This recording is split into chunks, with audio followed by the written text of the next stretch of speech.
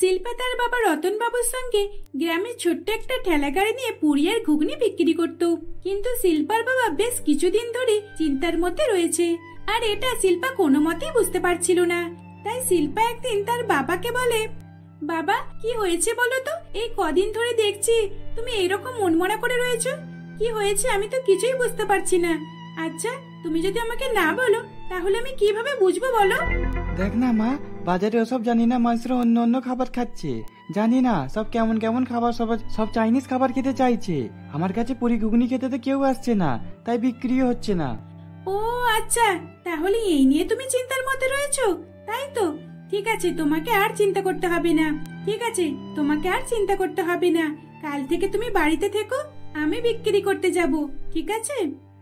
মা তুই বিক্রি করতে গেলে কি বা বিক্রি করবি?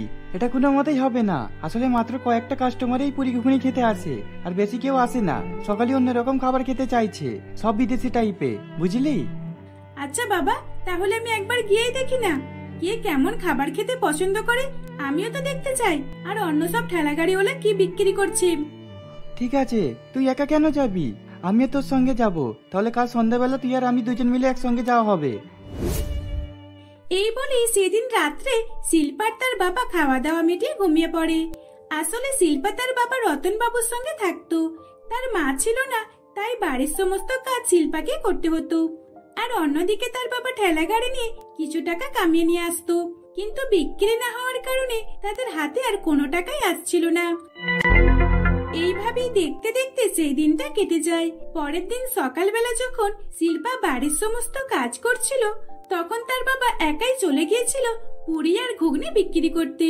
তারপর সন্ধ্যাবেলা তারা দুইজন মিলে একসঙ্গে যায়। শিল্পা দেখে যে সত্যি তাদের ঠেলা গাড়ির ফাঁকাই রয়েছে।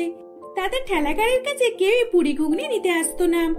সত্যি তো, আমাদের ঠেলা গাড়ির কাছে তো কেউই আসছে না। বাবা তাহলে এখন কি করবে? আচ্ছা তুমি বরং বাড়িতেই কদিন থাকবে, আমি একা বিক্রি করতে আসবো, তোমাকে আর বারবার বিক্রি করতে আসতে হবে না। এত রোদ্দুরে তুমি সকালবেলাতেও আসো, আবার রাত্রেবেলাতেও আসো।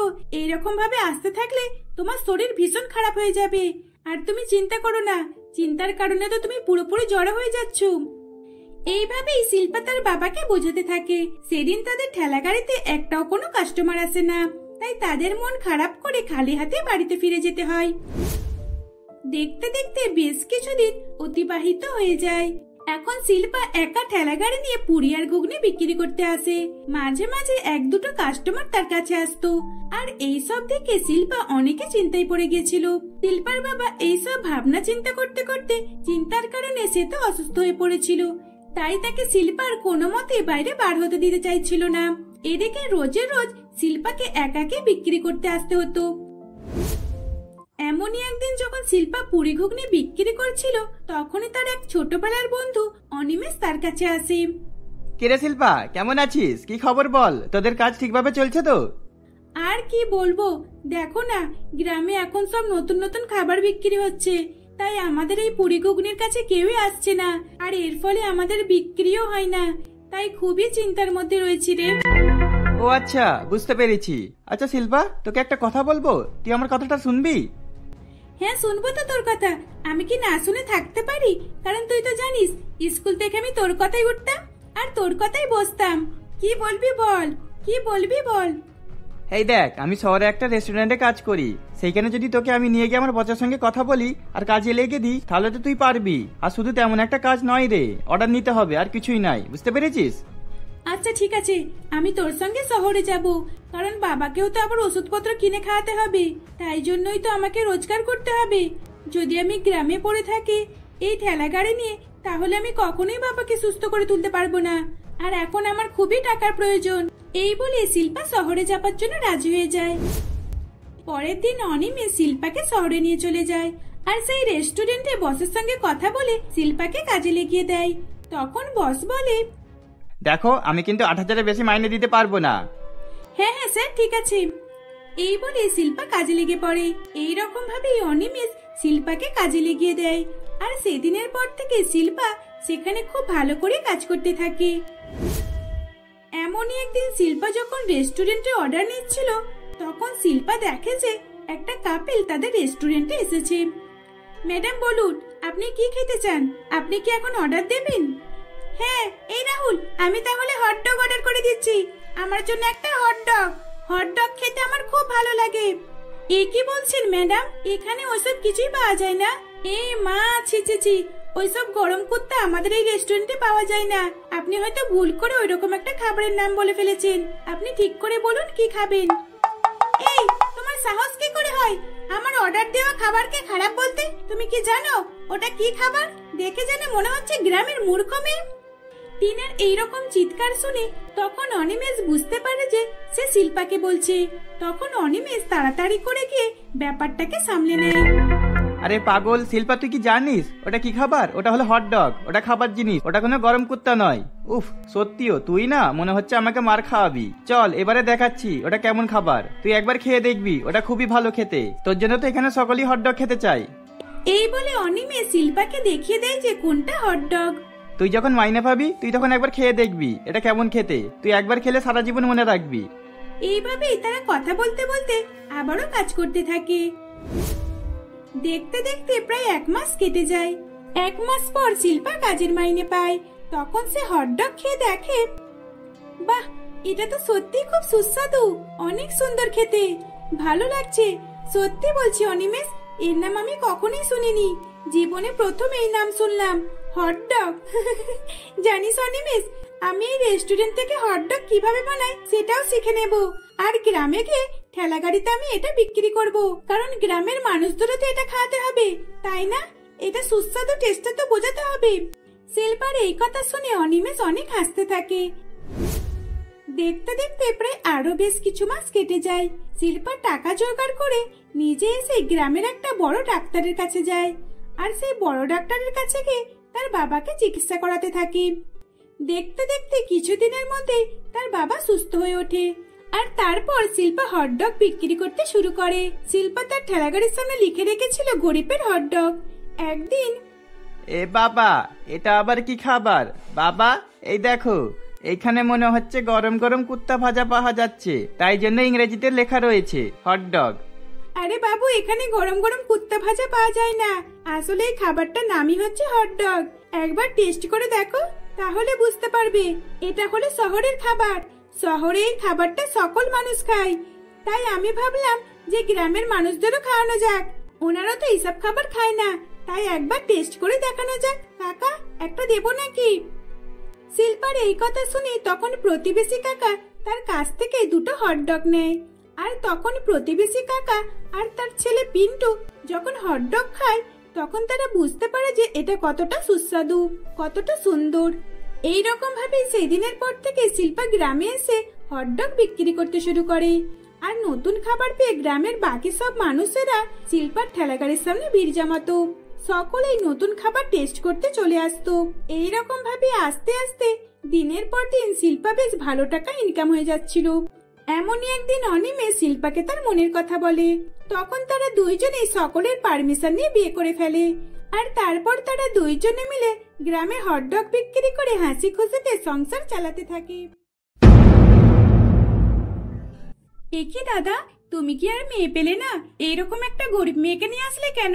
আমি তো ভেবেছিলাম আমার দাদা একটা খুব ভালো ধনী পরিবারের মেয়েকে নিয়ে আসবে, যে নিজের সঙ্গে অনেক অনেক যৌতুক নিয়ে আসবে। আর তুমি কোথায় থেকে একটা ভিখারিকে নিয়ে আসলে বলো তো? হ্যাঁ দাদা, এটা কিন্তু তুমি একদমই ঠিক করলে না। আমি তো ভেবেছিলাম এই বাড়িটা পুরো ভর্তি হয়ে যাবে, কিন্তু এই যে দেখছি একটা কানাকড়িও নেই। আমাদের এত বড় বাড়িটা পুরো ফাঁকাকে ফাঁকাই রয়ে গেল।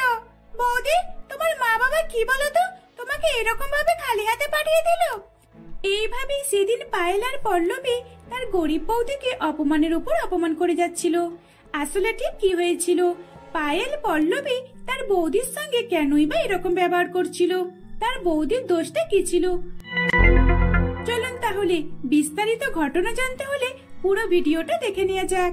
সুভাষ তার 3 বোন পায়েল, পল্লবী এবং পারমিতাকে নিয়ে সুভাষ তার এক বন্ধুর বিয়েতে এসেছিল। গ্রামে এসে দেখে যে চারিদিকে অনেক সুন্দরী সুন্দরী মেয়ে, তাই তারই মধ্যে ছিল এক গরিব মেয়ে যার নাম ছিল সন্দীপা। সন্দীপা গরিব হলেও তাকে দেখতে সুন্দরী ছিল, তাই সেটা দেখে সুভাষের পছন্দ হয়ে গেছিল। সুভাষ বাড়িতে এসে শুধু তার কথাই ভাবছিল। মাথার মধ্যে শুধু সন্দীপের কথাই মনে হচ্ছিল। সে কি করবে কিছুই ভেবে পাচ্ছিল না। তাই সে সন্দীপার কাছে যায় আর তার বাড়িতে গিয়ে বিয়ের কথাবার্তা বলে। সুভাষ কোনো যৌতুকের কথা তোলে না, তাই সন্দীপ আর মা বাবা তাকে কিছুই দেবে না বলে ঠিক করে, কারণ তাদের কাছে যৌতুক দেবার মতো কিছুই ছিল না। এইভাবেই দেখতে দেখতে বিয়ে হয়ে যায়। বিয়ে করে যখন সুভাষ সন্দীপাকে বাড়িতে নিয়ে আসে, তখন খালি হাতে এসেছে দেখে তার 3 ননদ তাকে কথা শোনাতে থাকে। দাদা, এটা কিন্তু তুমি ঠিক করলে না। আমরা তো ভেবেছিলাম আমরা 3 বোনই তোমার দেখে শুনে বিয়ে দেব, অনেক ধনী বৌদি নিয়ে আসবো, কিন্তু এ কি, তুমি এইরকম একটা গরিব ভিখারি মেয়েকে নিয়ে আসলে, যে কিনা খালি হাতে চলে আসলো, আমাদের জন্য কিছুই নিয়ে আসলো না, আর যৌতুক তো দূরের কথা। তার 3 বোনের মুখে এই কথা শুনে সুভাষ সেদিন কিছুই বলে না। দেখতে দেখতে সেই দিনটা কেটে যায়। আসলে সুভাষের কাজের চাপ অনেক ছিল, তাই তাকে প্রায় বাড়ির বাইরে থাকতে হতো। আর এদিকে সুভাষ বাড়িতে থাকতো না বলে সুভাষের 3 বোন সন্দীপার উপর অত্যাচার করে যেত। এমনই একদিন, এই যে আমার মহারানী বৌদি, তাড়াতাড়ি রান্না করে গিয়ে থালা বাসনগুলো মেজে ফেলো, ঠিক আছে? আর হ্যাঁ, আমরা বাথরুমে অনেক কাপড় চোপড় রেখে এসেছি, ওগুলো কেচে দিয়ে শুকাতে দিয়ে দেবে। আর তাড়াতাড়ি খাবারটা বানিয়ে দাও, আমরা আর কতক্ষণ ধরে বসে থাকবো? দেখ না, যেন কোথা করে মহারানী এসে গেছে। এত দেরি করে ঘুম থেকে উঠেছি, তুমি তাড়াতাড়ি উঠতে পারো না? তুমি তো জানো আমরা সকাল সকাল উঠে পড়ি। আর তুমি কোথা করে মহারানী বলো তো, যে এত দেরি করে ঘুম থেকে উঠছো?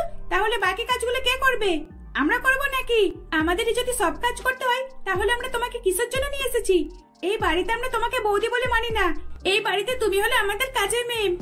দেখো, তোমরা আমার সঙ্গে কেন এরকম ব্যবহার করছো? আমি কি এমন করেছি? হ্যাঁ, আমার মা গরিব, তাই জন্যই তোমাকে কিছুই দিতে পারেনি। আর যদি আমার মা বাবার কাছে থাকতো, তাহলে নিশ্চয়ই তোমাদের কিছু না কিছু দিত, আমাকে এরকম ভাবে খালি হাতে পাঠাতো না। থাক থাক, আর কোনো কথা বলতে হবে না, যাও তাড়াতাড়ি রান্নাঘরে গিয়ে কাজ কামগুলো সেরে ফেলো।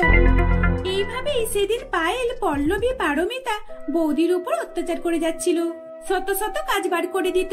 বৌদিকে রোজে রোজ সন্দীপ আর তার 3 ননদের অত্যাচার সহ্য করতে করতে ক্লান্ত হয়ে পড়তো। আসলে তার 3 ননদ এটাই চাইতো, তারা চাইতো যে বৌদিকে খুবই জ্বালাতন বিরক্ত করবে, যাতে তার বৌদি এই বাড়ি ছেড়ে তার দাদাকে ডিভোর্স দিয়ে চলে যায়। আর তারা 3 বোনে তার দাদার যেন ধনী পরিবারে বিয়ে দিতে পারে। এইসব ভেবেই পায়েল, পল্লবী আর পারমিতা বৌদির উপর অত্যাচার করে যেত। তারা বৌদির উপর কোনো দয়ামায়া দেখাতো না। এইভাবেই দেখতে দেখতে বেশ কিছুদিন অতিবাহিত হয়ে যায়। এমনই একদিন, আজ আসুক বাড়িতে, দেখাবো মজা।